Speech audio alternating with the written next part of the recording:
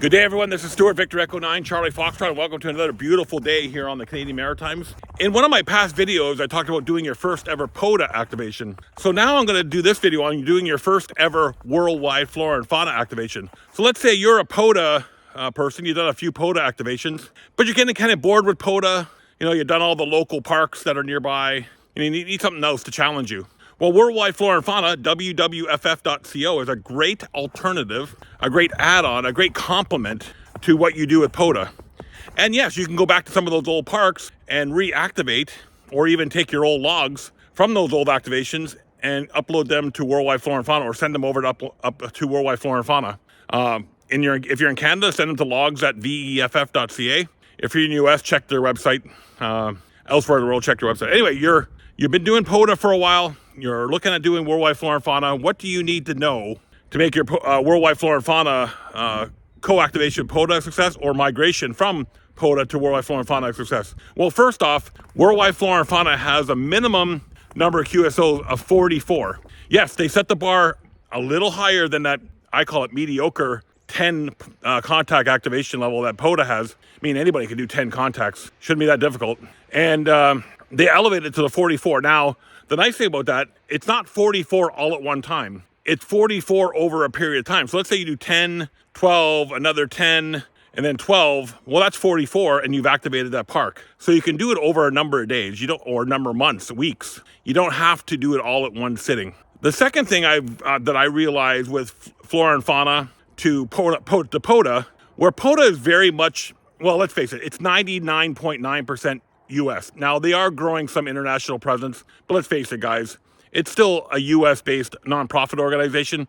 US is still their number one priority from what I can see, and they really cater to the US ham radio operator. Not saying that's a bad thing, but that's just the way it is. Worldwide Flora and Fauna is more international focused. It's big in Europe and big in Australia, and has a much broader international focus.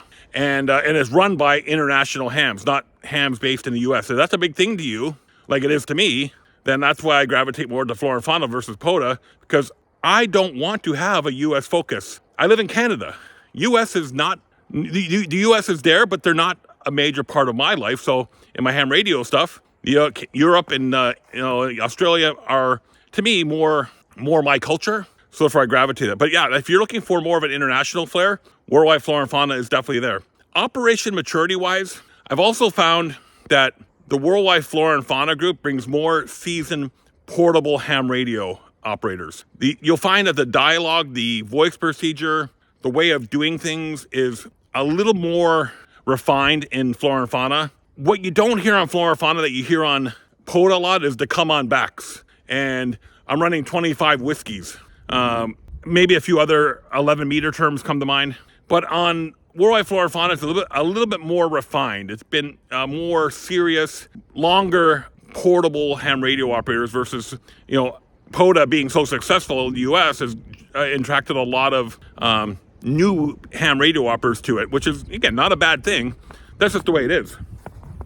So when you're operating Worldwide Flora and Fauna, it's very important to know that, you can spot yourself on any DX cluster by putting the Worldwide Flora and Fauna park identifier in the subject. They have a lot of tools that you can use to, and I'll do videos on these in the next little while, that you can spot yourself. You can spot yourself on cqgma.org, or you can spot yourself on worldwidefloraandfauna.co. And the other thing about Worldwide Flora and Fauna you need to know, where POTA automatically gives you awards, flora and fauna, you have to apply for them. So you just go into log search and apply for the awards. But getting started running a park is pretty much the same. The references are going to be a little different in numbers sometimes. Sometimes they're the same, sometimes they're different. But it's very, very easy to get involved with Worldwide Flora and Fauna. And it's very, very easy to co-activate POTA with Worldwide Flora and Fauna. So if you're out there doing POTA, add on Worldwide Flora and Fauna. Software like Polo's a great logging software. I highly recommend it. Will actually spot you on flora and fauna, so you don't even have to look at that information. Just put it into Polo and spot away. I'm Stuart Victor Echo 9, Charlie Foxtrot. My hand's starting to shake. I've been holding the camera up too long.